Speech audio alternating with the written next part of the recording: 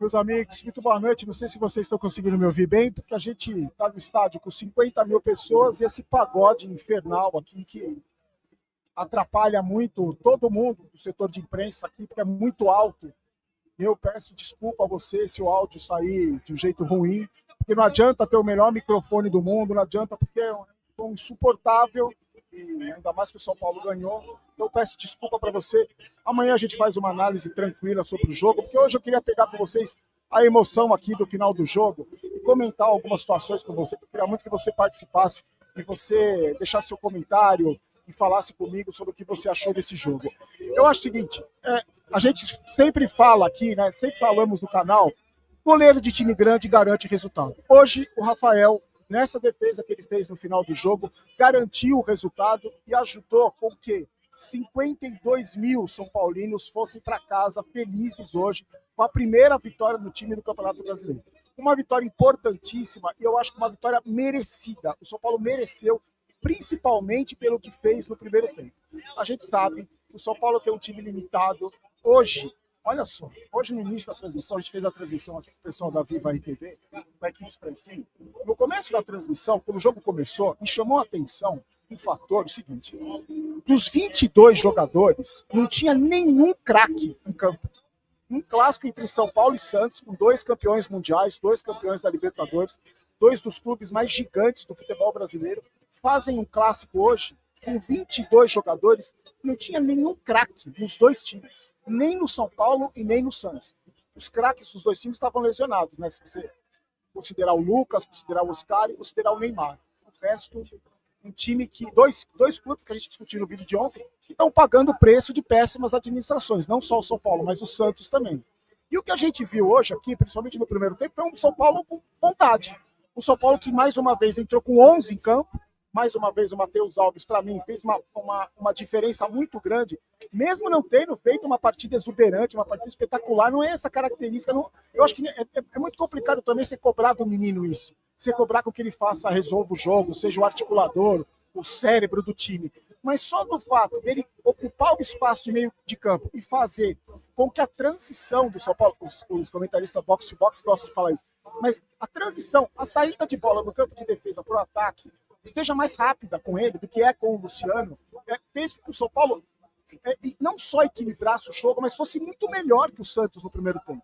Se você visse as jogadas do São Paulo no primeiro tempo, os contra-ataques, a rapidez com que o São Paulo fazia essa transição, a defesa do Santos ficou completamente desestabilizada com a velocidade do time do São Paulo no primeiro tempo. O São Paulo teve chances claras de gol com o Ferreira, com o Ferreirinha. Hoje, e olha que o Lucas Ferreira hoje estava baixo, ele não foi. Talvez tenha sido a partida mais fraca do Lucas Ferreira com a camisa do São Paulo. Hoje ele não conseguiu desenvolver as jogadas pelo lado direito. Mas o Ferreira, numa fase iluminada, e até o caneludo do André Silva, que é impressionante, como esse jogador, apesar do gol, ele não consegue fazer um domínio, ele não consegue dar um passe de 2 metros. Mesmo assim, mesmo com ele comandando o ataque, o São Paulo teve várias oportunidades. E o Santos só achou o gol. O Santos achou o gol num pênalti, que para mim foi pênalti. Porque o zagueiro do São Paulo, o Cedric, não podia ter subido, foi o Enzo, né? O Enzo não podia ter subido com o braço aberto. Ele vai na bola de um jeito imprudente. A bola toca na cabeça do jogador do Santos e no braço do Enzo.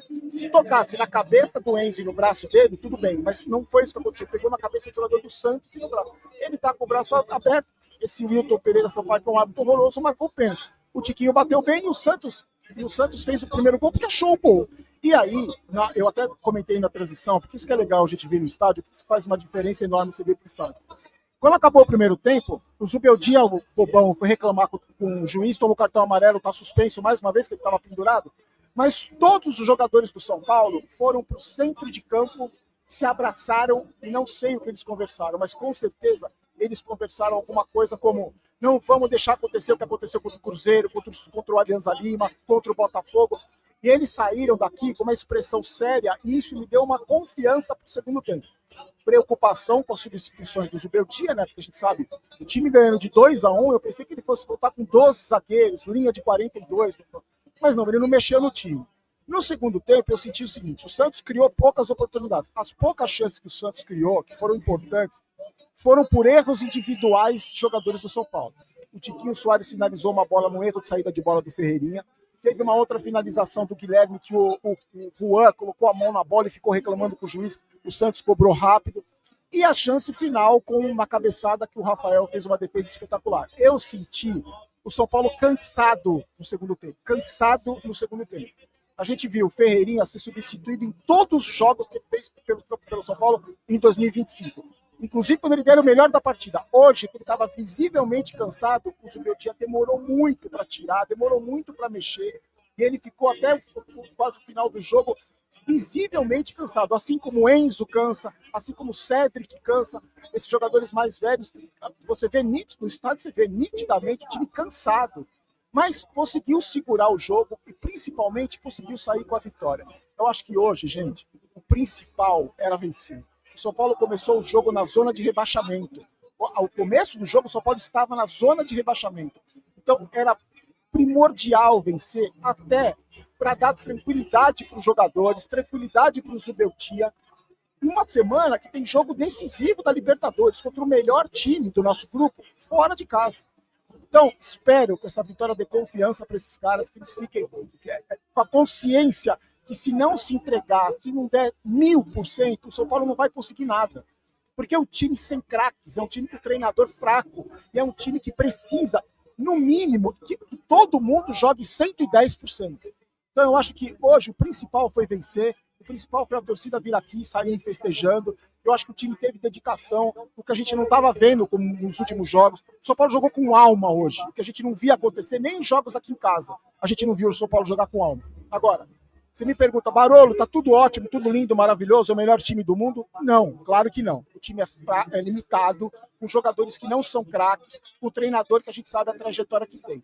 Só que esses caras já mostraram que quando eles jogam com vontade e vontade de vencer, como eles fizeram no primeiro tempo, as chances disso acontecer são enormes.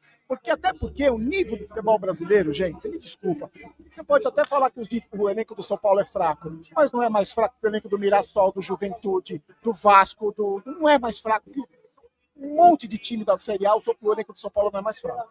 Então, eu saio daqui feliz, aliviado, eu vou lá para o Mesa Redonda, vamos dar as notas dos jogadores, mas só para avisar vocês, estarei no Mesa Redonda da TV Gazeta às 9, começa às 9 da noite, vamos falar sobre o clássico, vamos falar sobre as notas de cada um, mas antes, só dar aquele recadinho da KTO para você sabe que a KTO, nossa parceira, que está aqui com a gente e fazendo a nossa parceria, está sempre no primeiro link da descrição, aqui você faz seu comentário, você faz seu cadastro, se divirta com a KTO, sempre com responsabilidade, sempre para se divertir.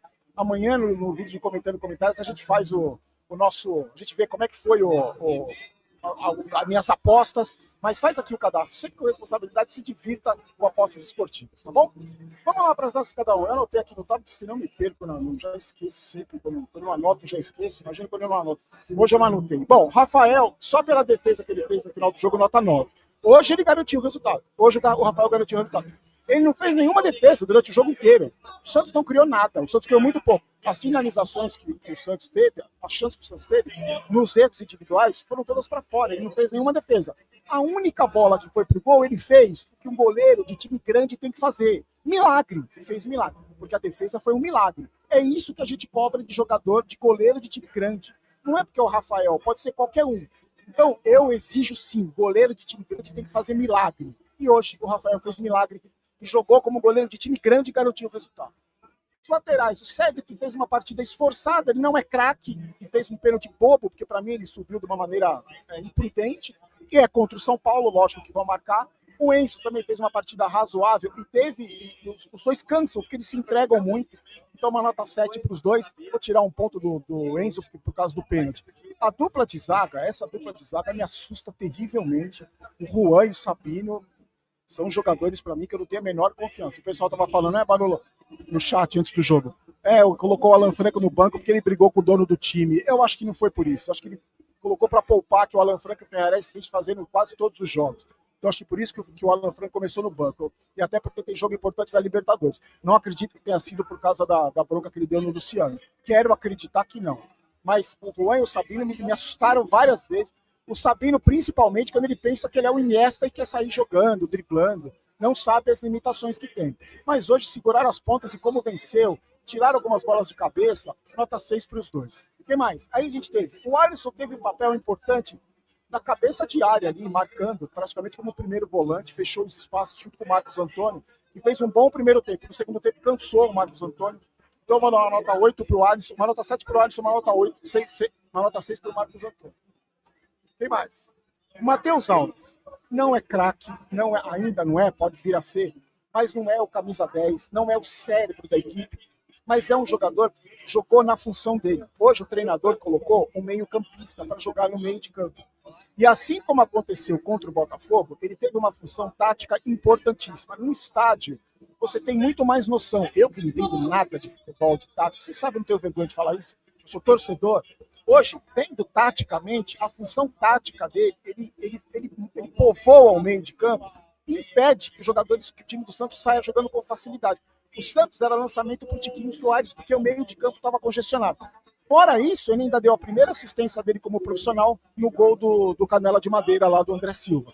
Então, para mim, só o fato de que o São Paulo ter começado o jogo com 11, né, 11 contra 11, e aqui, gente, vou falar mais uma vez, não tem nada contra o Luciano, nada contra o Luciano, é que o Luciano não é meia, Zubeldia, o Luciano não é meia. Hoje você colocou um meio-campista no meio de campo. E o São Paulo amassou o Santos no primeiro tempo. Então, nota 8 para esse menino, para o Matheus. O que mais? O Ferreira, eu queria que o Neto falasse o que ele falou do Ferreira para o Luciano, para o André Silva.